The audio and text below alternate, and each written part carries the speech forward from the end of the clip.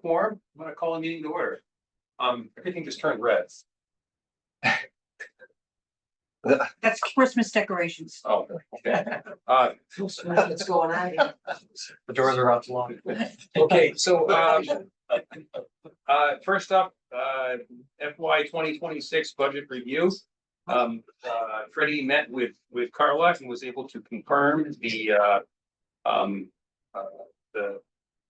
preliminary numbers from last meeting, so this is great news. There's still an outstanding, I've got to get confirmation from Brian and Carla on next year's surcharge. Pretty confident it's correct and it won't make a big difference in what I already presented. It's just a double check. But what I presented last meeting for the balances in the accounts is good. Okay. You want to know how much you're looking at? Yeah, you have the bottom line numbers, do. 500,000 change. No. It's. I just got the I'm sorry. Take me 1 second to find it. Do you want me to share it, or is it one of the Yeah. ones that you sent? I don't think you can share it because the screen's not there. I think I can share my screen with the You can do it audience. online, but we can't see it because the TV one. Oh, okay. Which one is it? So the total amount of unrestricted funds is $724,516. That is comprised of $503,315 in CPA fund balance. We have budgeted reserve from fiscal year 25 at 82,774. And we have fiscal year 26 CPA. This is not confirmed, but it is at 138,426. Okay. So you add all of those together and you come up with 724,560. Fantastic. And the piece that you're waiting to confirm with Brian and Carla. Is just the surcharge, which Okay. after we figure out the surcharge, you take the 10%. Set aside Yes. and the admin 5%, and then what's left. But then we also take all of the bonding amounts out of the anticipated surcharge and state match. And then what's left, I came up with 138, Okay, and I just want their double check on that. gotcha. All right, so that's fantastic news. Next up, review the application requirements and set date for final project reviews.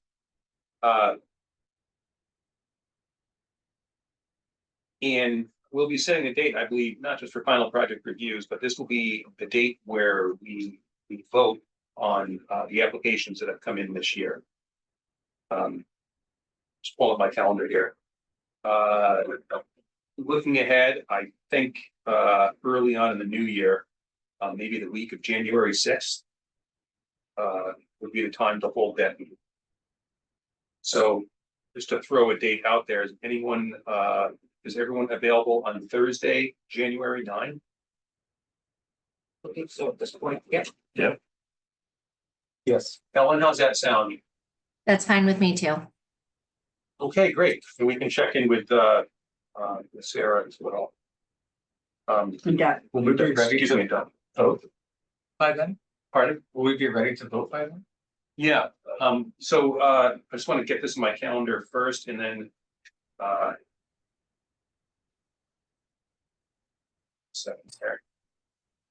So we'll be sending out a letter to each applicant, letting them know that that is going to be the date of our, I can't make the night. oh, you can't make the night. Okay. And actually, I think this room is booked for the night as well. We're having a CERT meeting and I already booked it out. Oh, okay. So, Okay, so the 23rd is not open, because that's a Concom. So how about the 16th? sorry, I should have booked secret CERT. The 16th works for me. Me too. Works for me. Grant? Yep. Ellen, the 16th? Yes, yes. We'll check in with Sarah and Doug on that, but we'll pencil it in right now for the 16th. Great. So yeah, as I was saying, we're gonna send out a letter saying that the final vote will be conducted on January 16th. Attached to this email will be the project review that was prepared for each project, you know, pursuant to our technical review of the projects. Letting the applicants know that if they intend to supply any of the information that the committee asked for, we need to have it by Ninth? the 9th, which would give us all a week to review. So that we will be positioned to conduct these votes on the 16th. Does that sound good to everybody? Yeah, last year we had things, projects open until March, basically, and it was chaotic, and we never want to go through it again. So You also need time to get it to the town council to review the warrant articles, so this gives you, puts you in a good position for and we that have to get letters of expectation drafted beforehand, and you know, after the vote, there's still a ton of work that we have to do. It's not an arbitrary date. It's to allow us to accomplish everything we need. Okay, so next up, timeline to annual town meeting 2025. And Freddie ran through this quickly. In really, we need to have warrant articles drafted by March 1st. And we really ought to have letters of expectation drafted by that point as well. And you know, as we know, as we've learned, the applicants need to be, we need to work. We need to get feedback from the applicant before finalizing the letters of expectation. Can I Yeah, please. jump in that we may have forgotten that we discussed that the letter of expectation is good, but that we discussed having the warrant article state as described in the application. Yes. And that we will want revised applications so that the applicant actually submits the requirements that the CPC has in the application. So it's not a it's not a contract. The MOU we couldn't have. Right. This is the applicant will need that kind of in the application revised before you write the warrant article. Any votes to submit it has to be dependent on getting everything in the warrant article That's right. revised. That is then posted on So the website, and then the warrant article will say as described in the warrant article, as described in their application. So the way I picture that working is after we conduct the vote, projects that we vote to recommend to town meeting, very shortly thereafter, we get in touch with each applicant and let them know we need to have the application updated for that reason. And that was something Stuart also. That would be Yeah. in advance of the vote on the 16th, is that correct? The application update, it has to happen prior to March 1st. When And we actually- voting on the revised application to go to. So we know what agreements or representations have been made to us. I think we're able to vote. We need to get it memorialized in an updated application so that we can include that by reference in the warrant article. So the vote would be contingent upon getting the revised application as discussed at the meeting. And then any big items go in the Yeah, actual In the warrant warrant. article. So we're gonna have longer warrant articles this year. I think is one piece of fallout from, shouldn't call it fallout, but Yes. one result from our conversation with Jay. It's unfortunate. But, you know, here we are. So I think, and we'll have to set a deadline for that. Obviously, that's before March 1st, so that we have time to look at it, verify that everything's there that needs to be there. So we can, further refine that at our meeting on the 16th, I believe. Okay, any questions on our timeline to annual town meeting? So town meeting itself, April 7th, Okay,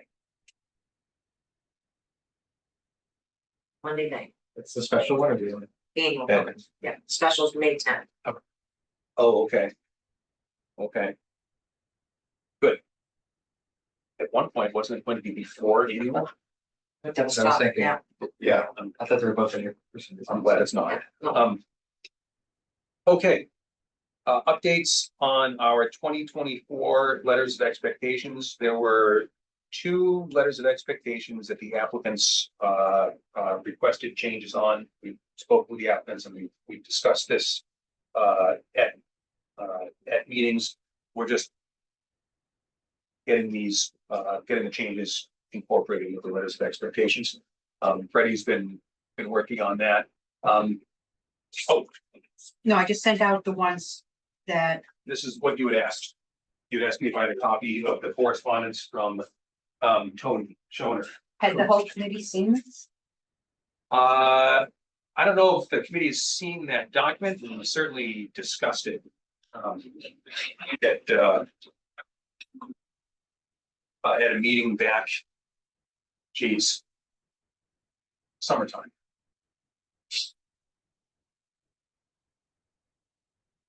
I think I might have, when we were going through our document restoration project, shall we say, I think I had included that exchange in the packet for one of the Yeah. meetings. Oh, yeah, that's right. you did, I yeah. don't, I That's- can't yes. remember what Okay, and Kat had one, so this is actually the request of Kat, who said, oh, we never signed the revised one, so we discussed it. We've agreed to it, so we're just gonna print it out and have Ben sign it and have the applicant sign it, and then it will be, crossing the T's, dotting the I's. Yeah, so these are things we already discussed as a committee and already agreed to. This, we're catching up with the paperwork here. Cool. All right, project closeout and signage update. I have no updates on mine. So I have a closeout form I sent. Yeah. To. This is the.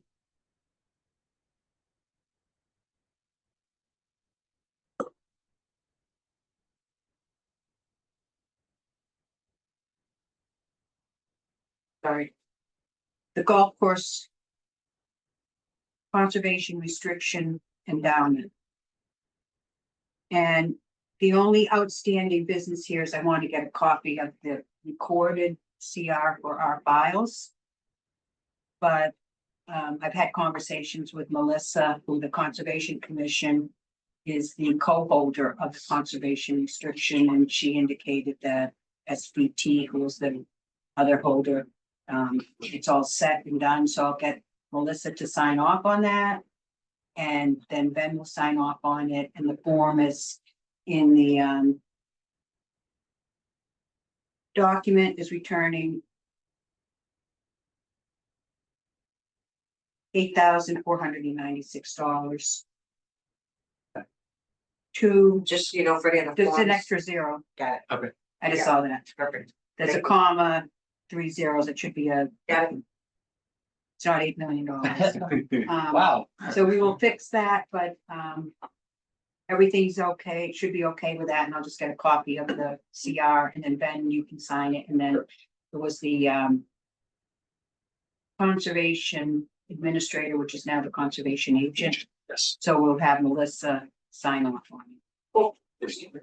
And my updated, I just need to get, now that we have access to records again. Oh, and as an aside, whenever Betsy is ready for them to be picked up, let me know and I will help with the transfer. If need, yeah. Now that we have access to the records, in order to close out the Historical Society project, I need to know the exact name of that project. There was no name on the application, so we can only use Okay, we'll use accounting's name then. we'll use what was in the warrant article. I think I sent it to you, didn't I? The first line of it? I'll go through my emails. I don't recall seeing it, but that doesn't mean. it Well, was- I did reach out to Betsy. She Okay. said there was no name. It was not a complete application. There was no name. Okay, So we took the first language in the warrant article gotcha. and we'll use that because Okay, the accounts, and that's something else to follow up on in the future. The names of projects that the accounting uses is not necessarily exactly what we would like. And it's difficult sometimes to know which project is which. yes, So we can work with them before they file it to be the actual project name. Yeah. They have to shorten it because they only have so much space, but it was, like we had a couple of different invasive ones and I have to figure out, is it Breakneck Hill or golf course, so things like that we can do. gotcha. But I'll get that to you for that. I actually, for this, close out, I looked at the application, we looked at the warrant article, so we did all the due diligence, and I just realized we should have the CR on our file, that's the only outstanding. Okay. And there's no, the signage which we request from everyone, for this one here, that the golf course has a lot of projects, I think we can roll it all into one, and there's no reason not to Yep. roll this money back. Because there's no signage for the CR, Absolutely, where would you put that signage, right. you know? You know what, one sign up as you walk out of the parking lot towards the clubhouse, I think would be perfect, because we're up to $700,000, 800, close to $1 million, I believe, in funding from the CPA trust to the golf course. We Um, could, I would suggest, because in the past, we had another proposal, because it's the Audubon International, and there's also the other projects that we had originally discussed having the signage more towards the road so that nobody knows there's a golf course there. Yeah. So that's something with the golf course committee, but at least the one you're talking about, but there could be an additional one, Sure. which had been talked about a long time ago. Yeah. You know, but Great. Next up, Ellen. I'm excited to hear what you learned from the Mass Housing Partnership Seminar, specifically about how they view the relationship between affordable housing trust fund committees and community preservation committees.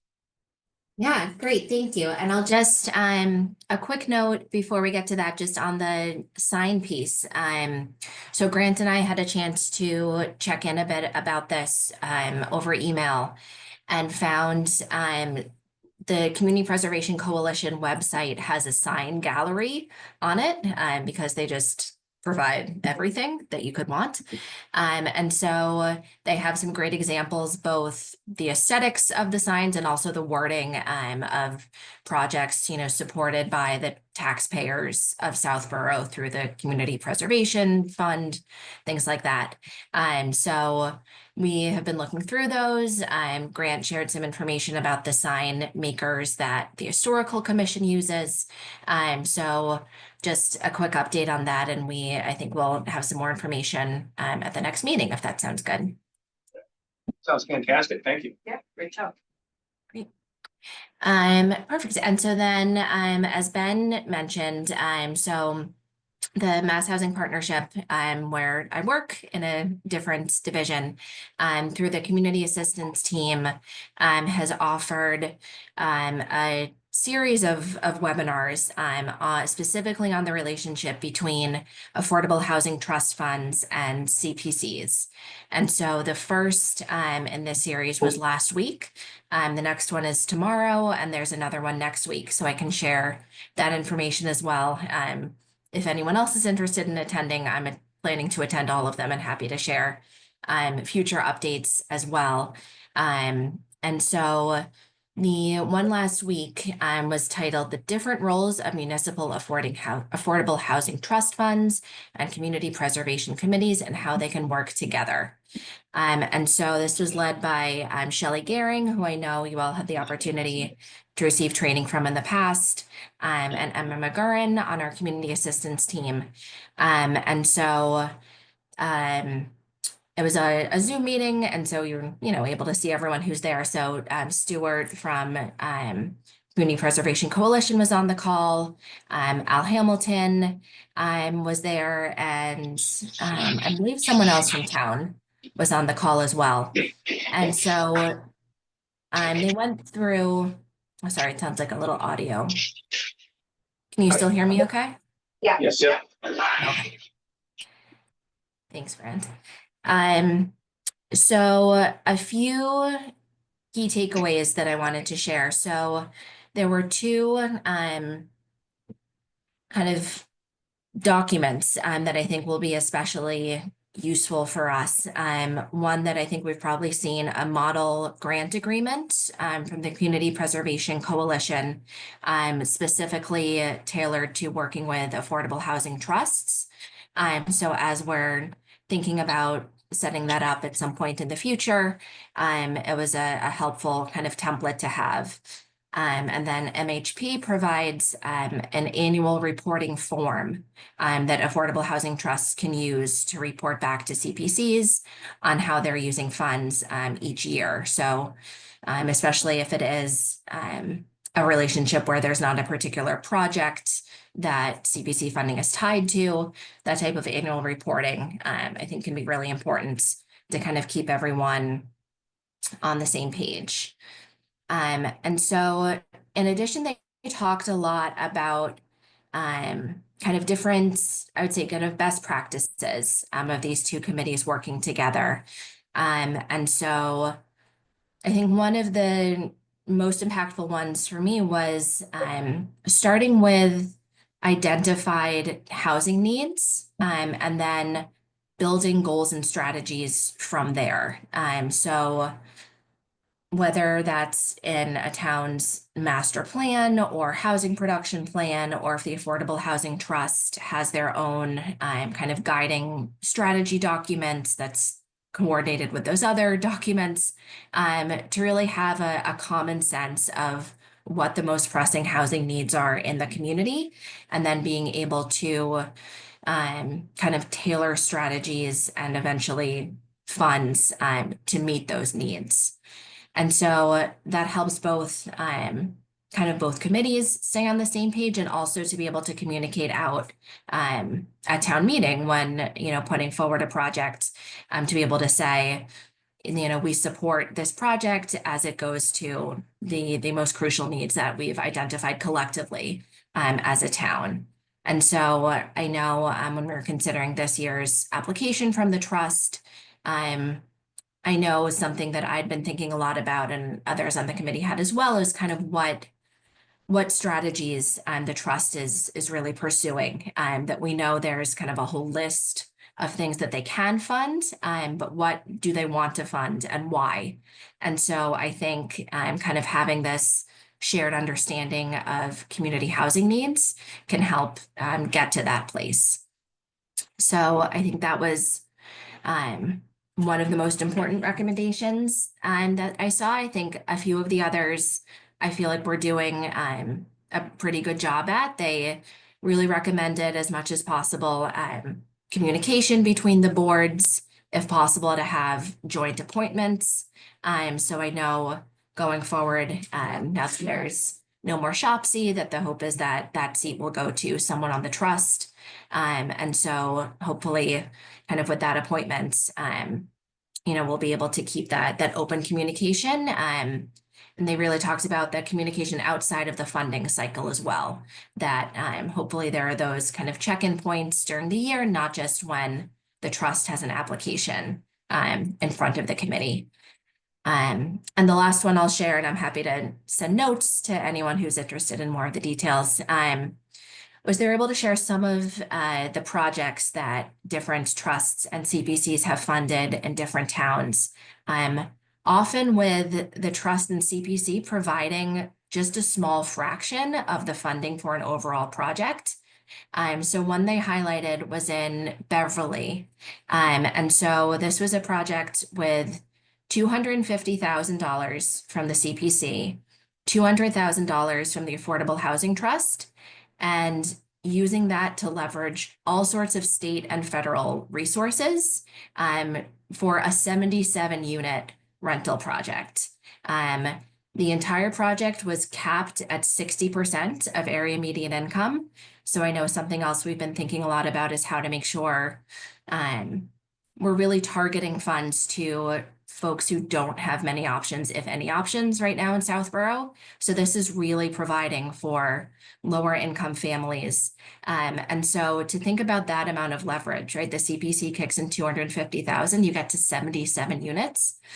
So this was a project done with Harbor Light Homes, which is one of the bigger developers of this type of project.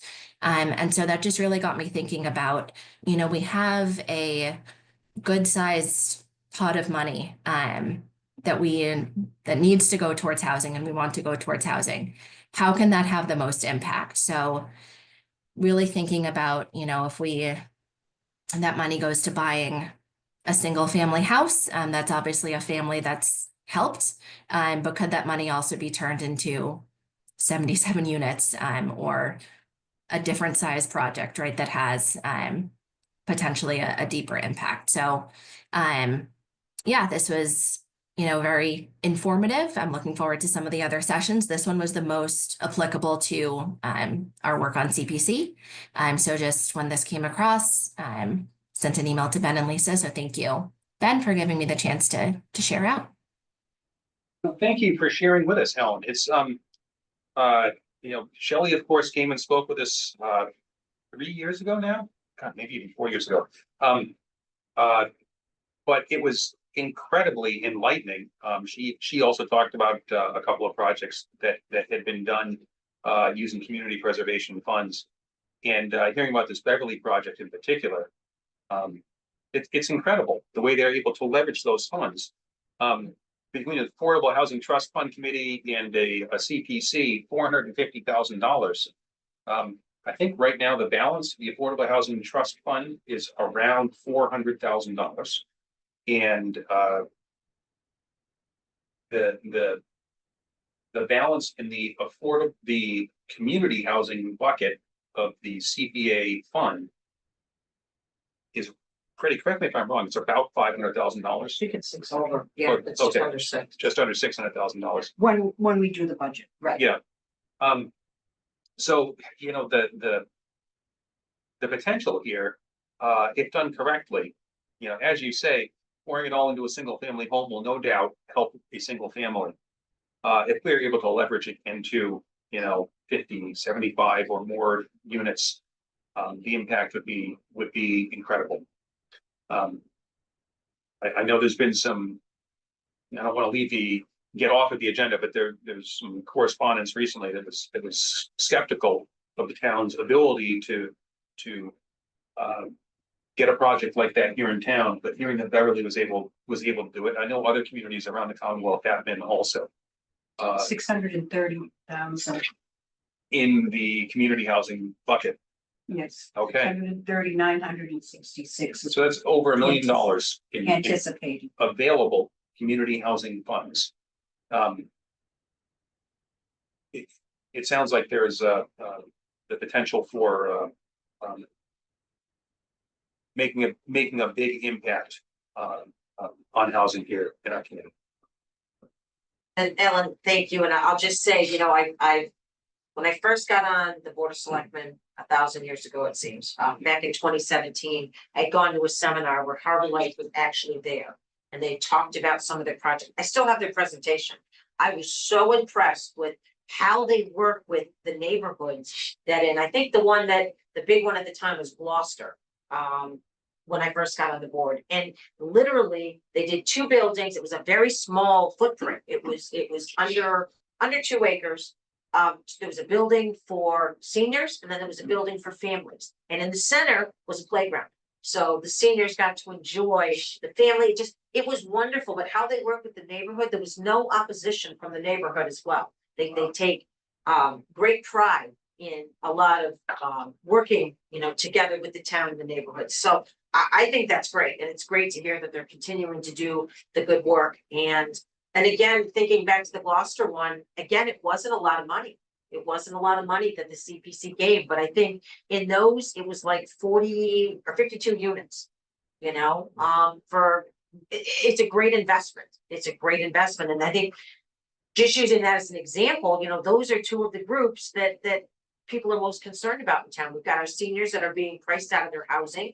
And then you've got, you know, wanting to be able to help these new young families, you know, have an opportunity. So, you know, maybe at some point, Ben, we could have a joint meeting with the trust and have Harbor Lights just come in and just kind of tell us how they do things and to see if there's a way to possibly have a partnership at some point, or, you know, what we could be doing better. I mean, this is what they do.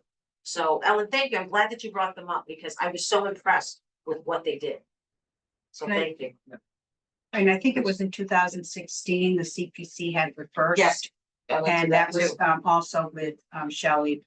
And I believe there's another, I mean, there's not Harbor Lights, there's also community builders, and I believe we highlighted, there were some projects in Chatham and in Wellesley, which were very, you know, community acceptable, Yeah. and, As well, yeah.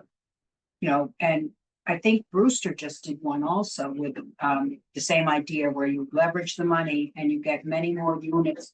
There is some time investment because to get all this tax write-offs, but to get 35 or 70 Right. units in a few years compared to 1 or 2 units now, when we're getting some of the you know, we have the MBTA communities and the 40Bs coming into town at this, you know, 70%, having some ability to do lower pricing, which was not lower pricing, but lower median income is also a huge advantage.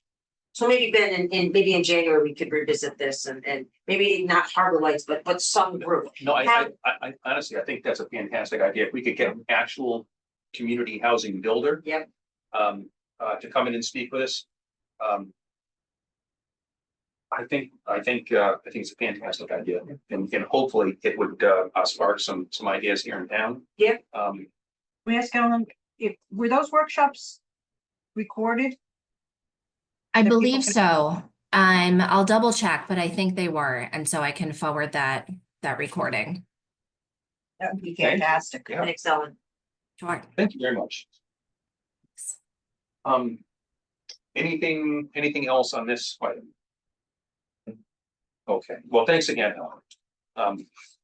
Next up, chair report. Nothing really to report, no correspondence out of the ordinary. Yeah. That was easy. Yeah, no news, good news. Similarly, next meeting dates, we have established our next meeting date, January 16th. We will, of course, reach out to both Sarah and Doug, and hopefully they will be available as well. Betsy was kind enough to get the minutes from October 16th put together. Has everyone had a chance to review those? Are there any changes or edits? There are, Have they already been submitted to? yeah, but the committee needs to know that Yeah. they are. So Ellen had some edits. Still there, Ellen?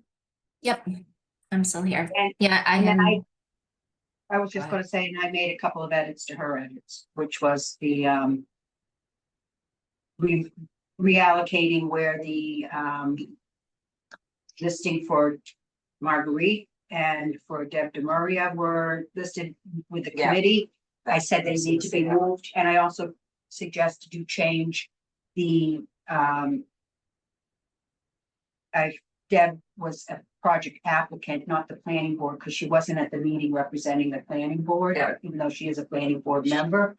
I think it was more appropriate to say she was a project applicant at the meeting.